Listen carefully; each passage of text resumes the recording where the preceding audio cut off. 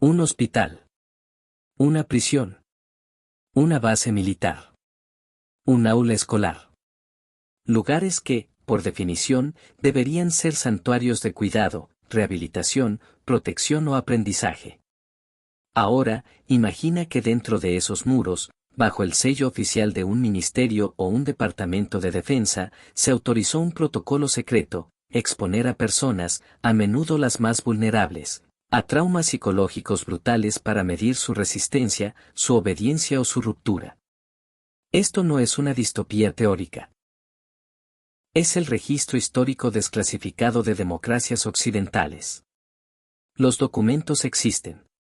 Los nombres de las víctimas, a menudo, no. Porque cuando el Estado se convierte en el investigador y su población en el campo de experimentación, el primer dato que se borra es el consentimiento. ¿Cuántos de estos experimentos siguen activos bajo otros nombres? En este informe, vamos a analizar 3 casos desclasificados, no como anomalías, sino como partes de un patrón. Primero, el experimento de la prisión de Stanford 1971, financiado por la Oficina de Investigación Naval de Estados Unidos. Veremos cómo un estudio universitario se convirtió en un manual sobre cómo la institución crea crueldad. Segundo, el programa de guerra psicológica del Reino Unido en Irlanda del Norte, 1971 a 1975. Donde técnicas de privación sensorial fueron aplicadas a detenidos, convirtiéndose en un modelo mundial de tortura científica. Y tercero, el caso más espeluznante, el Munster Study 1939, patrocinado de facto por el estado de Iowa, que indujo tartamudez de por vida en niños huérfanos para probar una teoría. Analizaremos los papeles, las consecuencias humanas y la pregunta que ninguno de estos informes oficiales responde: ¿qué aprendieron realmente esos gobiernos sobre nosotros?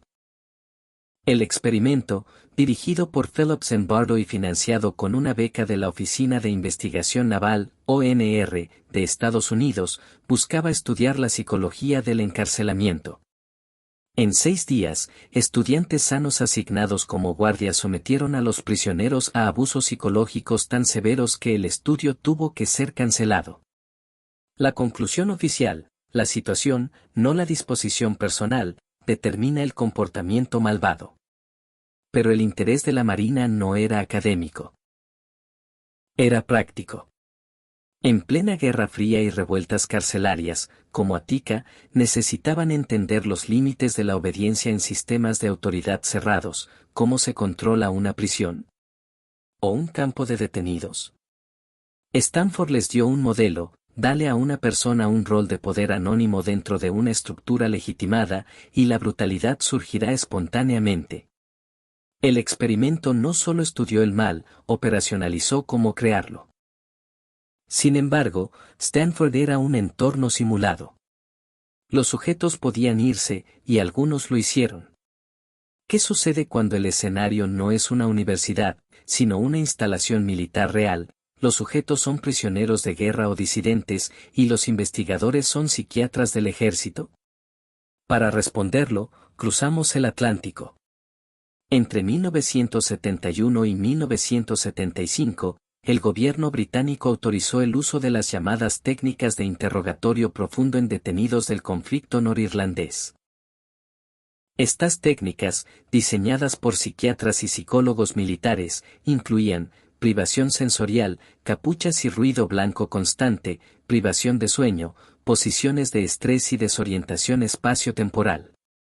El objetivo declarado: ablandar para el interrogatorio. El resultado: traumas psicológicos permanentes. La Corte Europea de Derechos Humanos las calificó en 1978 como trato inhumano y degradante. Este no fue un experimento aislado. Fue una política aprobada. Los manuales de entrenamiento mostraban una metodología estandarizada, basada en investigaciones previas sobre desorientación y ruptura de la personalidad. Fue la exportación de los hallazgos de Stanford a un contexto de vida o muerte. Demostró que el Estado podía utilizar el conocimiento psicológico, no para sanar, sino para desarmar sistemáticamente la psique humana. Y lo más inquietante: Estas técnicas migraron luego a Guantánamo y a otros centros de detención. Hay un patrón claro: adultos, estudiantes, detenidos, en contextos de autoridad explícita. Pero ¿qué sucede cuando los sujetos son los más indefensos, los niños, y el escenario no es una prisión, sino un orfanato? La respuesta es el experimento éticamente más monstruoso jamás respaldado por una institución pública.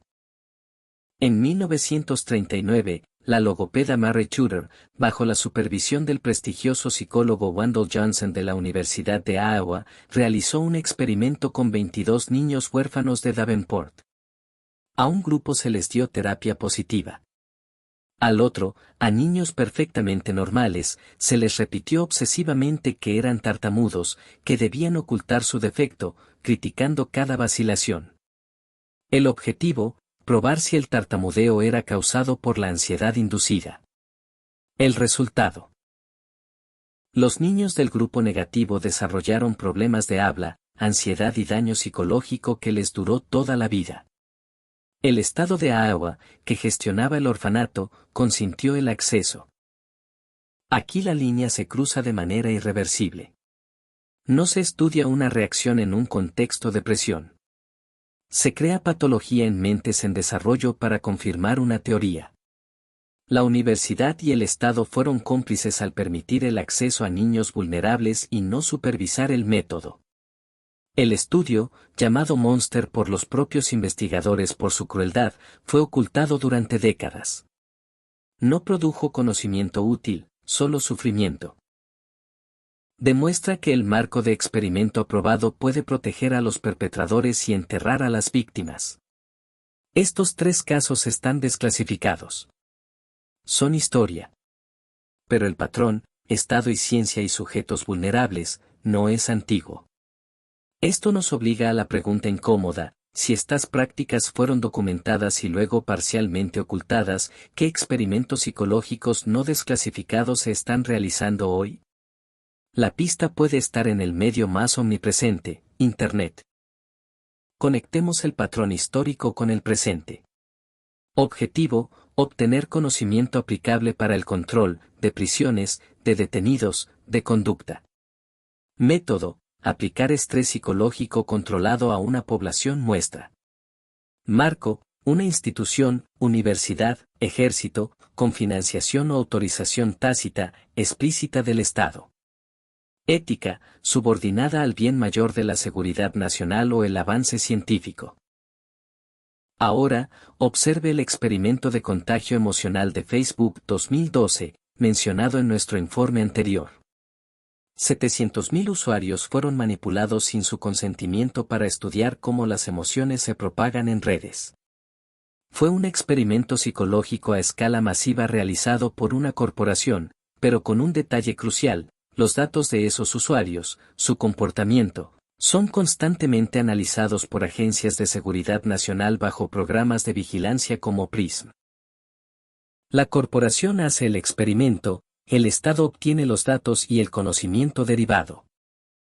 El experimento psicológico aprobado por el gobierno del siglo XXI ya no necesita un laboratorio. La plataforma digital es el laboratorio. Las políticas de privacidad son el consentimiento vago. Y nosotros, los usuarios, somos los sujetos no informados permanentes. A y B testean no solo para vender productos, sino para medir resiliencia ante narrativas, propagación del pánico, umbrales de credulidad. Es el Monster Study a escala de algoritmo, donde el daño colateral, ansiedad, polarización, adicción, es un subproducto aceptado. La gran revelación no es que los gobiernos hicieran esto. Es que la metodología no desapareció, se industrializó y se externalizó. El consentimiento informado se diluyó en un términos y condiciones que nadie lee. El sujeto vulnerable ya no es un huérfano en una lista, es cualquiera con un teléfono inteligente y un perfil digital. Al final, estos casos no son reliquias de una era menos ilustrada. Son advertencias de un modelo operativo. Un modelo donde la psique humana es un territorio a mapear, un sistema a hackear, una variable en una ecuación de control. El verdadero resultado de estos experimentos no está en sus conclusiones científicas, a menudo banales. Está en la normalización de una premisa, que el poder, cuando se combina con la curiosidad científica o la razón de Estado, puede redefinir los límites de lo ético. Que algunos cuerpos y algunas mentes son prescindibles en nombre de un conocimiento mayor. La pregunta final, entonces, es esta: en la era de la psicometría, el Big Data y la inteligencia artificial, nos hemos convertido todos, sin saberlo, en los niños del orfanato de A o de un experimento global. Un experimento donde se prueba, día a día, clic a clic, cuánta manipulación podemos tolerar antes de que nuestra voluntad libre sea solo un dato estadístico más en un informe clasificado. Si esta investigación sobre los límites que el poder cruza en nombre de la ciencia te hace cuestionar quién observa y para qué, profundizamos en estos abismos en el Código Infinito, la unidad de investigación. Suscríbete para más análisis sobre control, secretos y los experimentos no contados de la historia. Para ver cómo estos patrones de manipulación comenzaron, no te pierdas nuestro informe, La ingeniería del pensamiento, cómo entrenan la mente colectiva.